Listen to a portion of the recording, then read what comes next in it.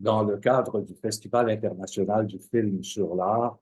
Il y a Emmanuel Schwartz, qui est un homme de théâtre, qui est aussi un dramaturge, qui est devenu cinéaste avec, et on va en parler ça tout à l'heure. Mais il y a deux représentations du partage, le partage, qui est le titre du film tiré de la pièce de théâtre. Qui sera présenté demain samedi à Concordia, au pavillon Métronneau. L'heure précise, c'est 19h30. Et aussi le lendemain, c'est-à-dire le dimanche, au Musée national des beaux-arts du Québec, dans la magnifique petite salle Sandra et Alain Dupas du pavillon Pierre Lassonde. Et ça, c'est présenté à 15h15. Et qui accueille-t-on? Nul autre que Emmanuel Schwartz, le créateur par excellence. Salut Emmanuel. Salut, merci de me recevoir. Je pense que Sylvie aimerait ça faire un lien, si je ne m'abuse, si tu me permets, avec une interview que nous avons faite sur la pièce que tu présentais il y a quelque temps et le lien ensuite avec le théâtre. Là, il y a... Oui, on t'avait reçu pour nous parler de cette pièce, mais là, le film donne une autre... Imagé, c'est vraiment très, très différent. Mais parle-nous un peu de la différence entre la pièce et le film qui sera présenté. Ben, c'est assez particulier parce que j'ai l'impression finalement que le texte de la pièce et le film ne font qu'un. Euh, le, L'artiste qui m'a accompagné, bon, qui est directeur des opérations de la compagnie La Clairière, qui a produit la pièce et le film, et qui est aussi le régisseur du partage, Émile Lafortune, qui fait un peu de dramaturgie avec moi, m'a dit, après avoir vu le film, «Ah, je viens de comprendre.» Et c'est quand même la personne qui m'a accompagné en répétition pendant 2 mois avant le show, qu'il y avait toujours des questions comme des zones d'ombre qu'on aurait pu éclairer encore suite à la quinzaine de représentations qu'on a fait au printemps dernier. Et après avoir vu le film, ou peut-être que c'était même la bande-annonce du film, il m'a dit, on dirait que je viens de comprendre. Ma collègue, ma co-directrice de la Clairière m'a dit la même chose. Donc, c'était un peu insoupçonné. Puis à la fois, on dirait que le texte intuitionnait que la forme cinématographique, que le texte appelait une forme cinématographique, puisqu'il est question de cinéma. Il est question de l'univers du cinéma dans la pièce. Et il y a quelque chose du montage qui existe dans l'écriture même. Donc, dans ces blackouts où le personnage euh, désorienté se réveille, soit après s'être fait péter la gueule par des bouncers, soit après s'être égaré dans une ruelle avec des toxicomanes, avoir consommé dans cette espèce de descente aux enfers. C'est comme ponctué de traits d'union qui sont des vraies zones d'ombre, des vrais inconnus pour le personnage et pour le public. Donc, on dirait que le montage permet de, de donner l'équation, c'est-à-dire de réellement que les zones d'ombre deviennent des plus ou des moins ou des divisés par, et on fait une sorte d'équation, puis ça donne un ressenti très, très particulier qui est, je pourrais pas dire plus ou moins efficace ou plus ou moins opérant, mais certainement certainement qu'il y a une forme de finalité, là, comme si, comme je me répète, mais comme si le texte appelait une forme cinématographique expérimentale, on s'entend, pour réellement trouver son assise. Moi, j'aimerais qu'on rappelle pour ceux qui n'auraient pas vu le film et qui ne connaissaient pas, qui ne connaîtraient pas nécessairement l'histoire, bon, le prétexte, c'est-à-dire on est devant un acteur qui se cherche, qui se questionne et qui n'arrive pas nécessairement à trouver des solutions, mais en même temps, mettons la table, Emmanuel, s'il vous plaît. Bon, ben, aussi, bon, par rapport à mes enjeux personnels dans ma vie, c'était un texte qui m'a servi à expier, disons, certaines expériences, certains passages de ma vie. C'est un texte, même si c'est pas évident au premier abord c'est un texte sur la sobriété, c'est un texte sur la dépendance aux substances. Et donc, ça raconte l'histoire d'un acteur sobre qui fait une rechute et qui, à travers une sorte de 12 travaux, là, de nuit d'enfer où il traverse et rencontre un peu les cerbères de son monde et de son enfer, qui sont les gens de son entourage, finit par retourner à l'origine, donc se retrouve chez ses parents, et puis éclaire un peu, finalement, la, la grande question que pose le texte, c'est-à-dire est-ce que jouer est une drogue? Est-ce que, est-ce que la célébrité, est-ce que la reconnaissance particulièrement, un de mes maîtres, Denis Marleau, m'a parlé de ça après avoir vu le spectacle. Il m'a dit, en fait, le spectacle parle de reconnaissance et le mot y apparaît assez peu. Et s'il y avait quelque chose à creuser dans l'écriture, c'est peut-être qu'on entende un peu plus cette question, c'est-à-dire quelle est la véritable dépendance de l'acteur, c'est peut-être la reconnaissance. Puis d'ailleurs, cette phrase-là, elle est dite aux parents dans l'épilogue. J'aimerais ça, oui, là, tu me parles de Denis Marleau, qui est un grand maître à sa façon. Il y a aussi Alice Rompart qui est présente et qui a joué un rôle déterminant dans le processus de création. Ben oui, Alice, qui a joué un rôle déterminant dans tout ce que je suis, au-delà de cette création, tout ce que je suis comme artiste, même comme être humain, on ne sait plus, là, les épithètes pour la nommer, ça me manque. C'est une sœur, une mère, une grande complice artistique, spirituelle, je dirais, voilà, qui m'accompagne depuis très longtemps. Et puis elle a été jusqu'à maintenant, pratiquement dans toutes mes productions. Euh, bon, qui se compte quand même sur les doigts d'une main ou peut-être avec un pouce de plus là, dans les 15 dernières années, mais elle est disons, la personne avec qui je joue au tennis, là, la personne avec qui je dialogue et avec qui on se renvoie la balle. Puis bon, j'ai la chance aussi parfois de le faire au cœur de ses projets, comme la traversée du siècle de Tremblay qu'on reprend bientôt. Moi, malheureusement, je ne serai pas dans les quelques premières reprises. Je rejoins la troupe au TNM au mois de juin. Mais voilà, ce spectacle et d'autres là, sont l'occasion à chaque fois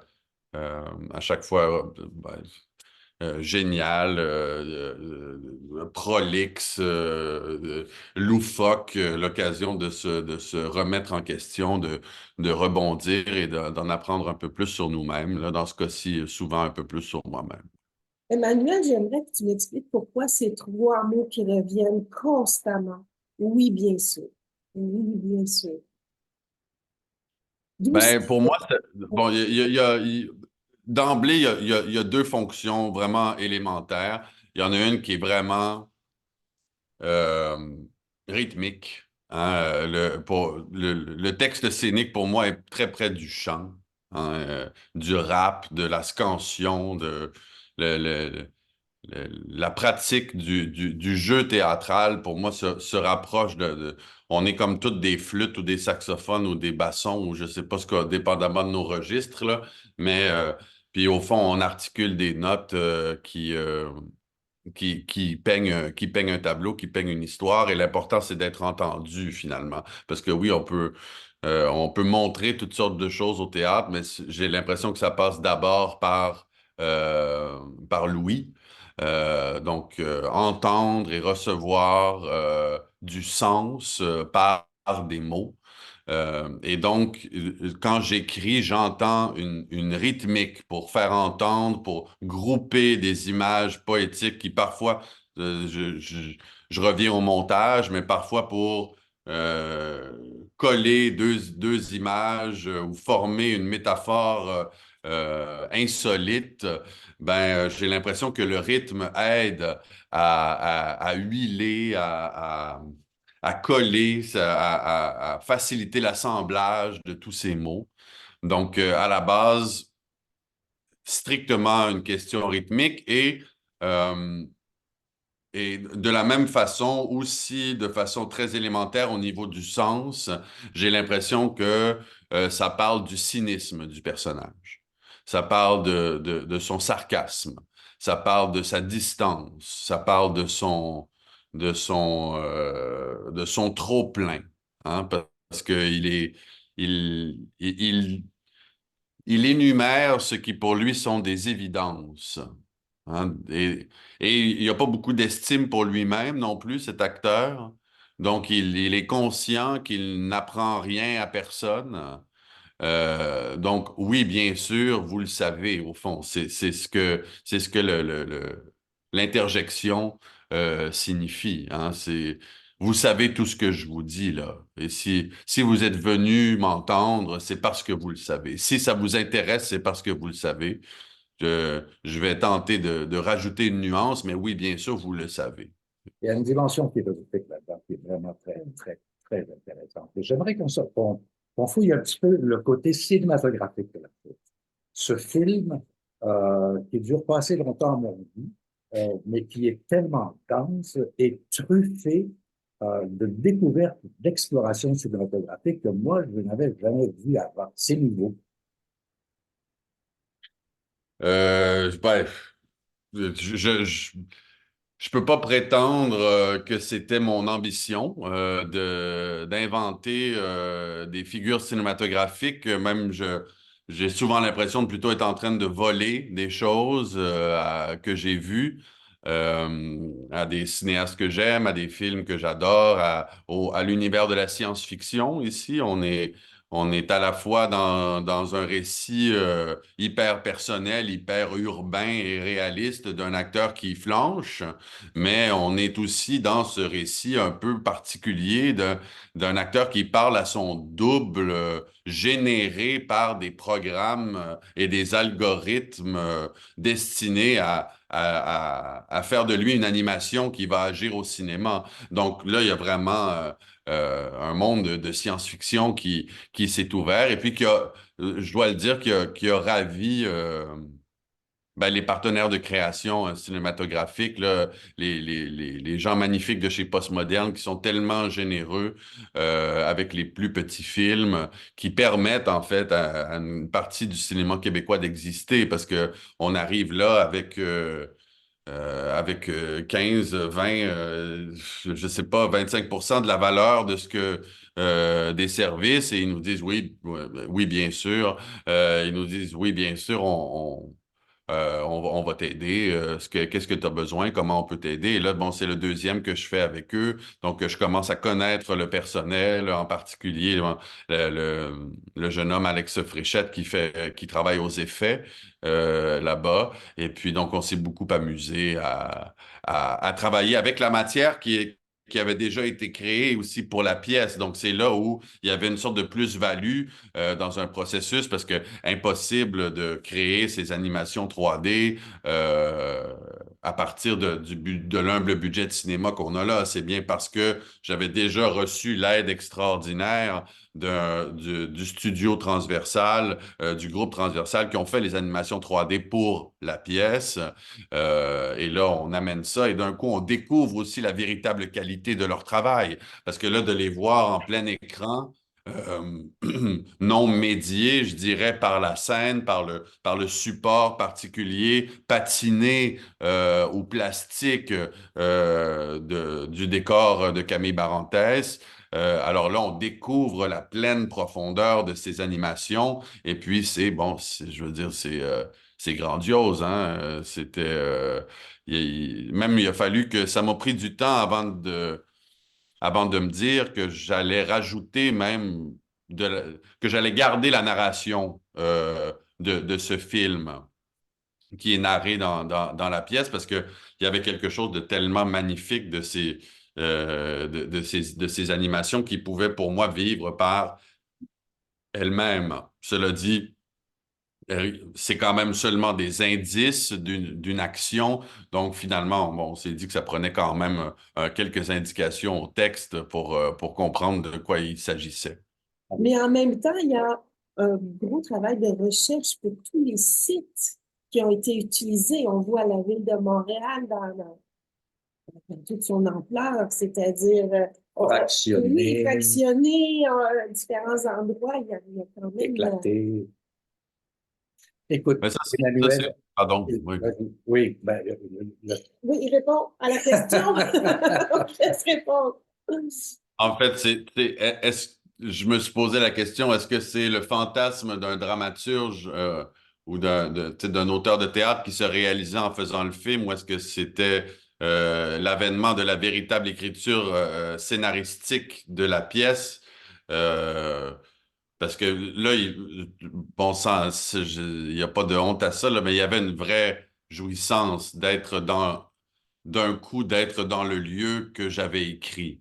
Tu sais, il y a d'un coup un paquet de sensations, de sons, de lumière, de qualité de présence qui apparaissent dans ces lieux qui étaient ceux que j'avais imaginés. Des fois pas du tout, parce que, bon, la place des festivals à 4h20 du matin, euh, et cette impression que j'avais en écrivant le texte de théâtre, qu'en regardant simplement vers le Hilton, on voit le balcon, ben, c'était pas vérifiable finalement. Donc il fallait que je brode quelque chose au montage et qu'on accepte qu'on allait se faire raconter l'action plutôt que de vraiment la voir. Et c'est là, bon, peut-être ce texte très prolixe me donne des permissions aussi au montage. en train de t'embarques dans une aventure qui va s'appeler dorénavant des longs métrages. C'est-à-dire qu'on sort du court, du court, et on est dans le long métrage, et on est avec une équipe professionnelle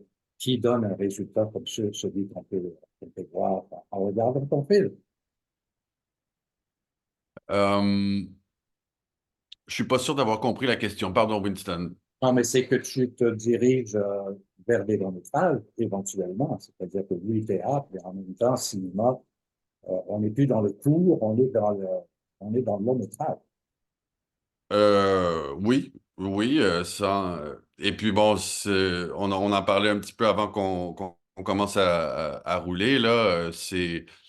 On dirait on dirait qu'il y a 5 ans, 6 ans, je me demandais ben, comment je vais finir par faire du cinéma. Ben, je joue au cinéma, mais comment j'allais finir par faire des films, quel allait être le chemin pour faire du cinéma. Et puis on dirait que en quelques années, il y a un drôle de chemin qui se dessine, mais bon, que je me plais à prendre. Euh, Écoute, on a les chemins qu'on mérite, Emmanuel.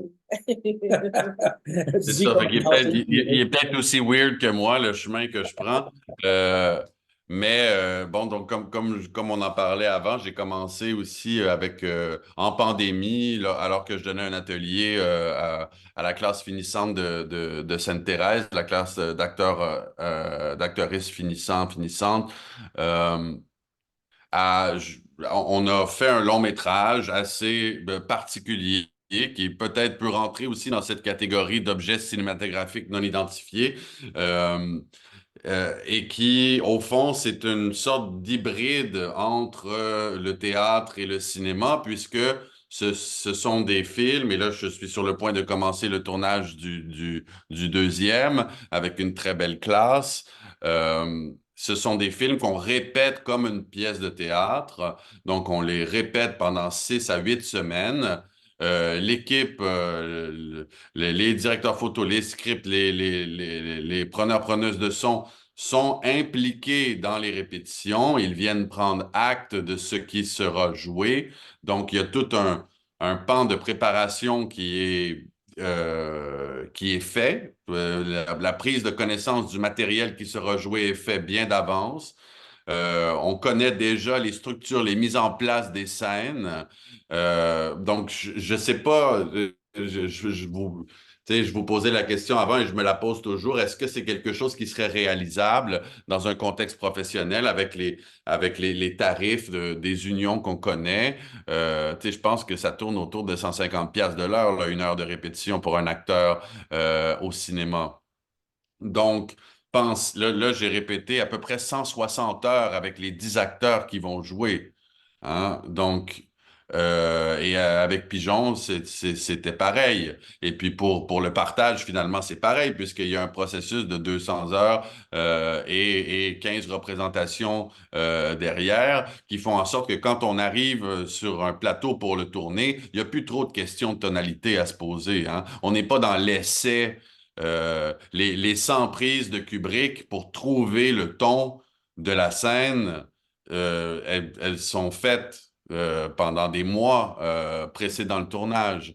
Donc, j'ose rêver que peut-être à un moment, cette méthode aura peut-être fait ses preuves de manière à... Parce qu'il y a quand même... Bon, le grand avantage, c'est qu'on réduit le temps de tournage de beaucoup. Pigeon, on l'a tourné en 5 demi-journées. Le partage, on l'a tourné en 6 nuits.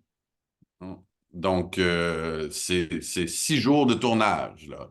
Pour un long métrage, c'est pas beaucoup, hein.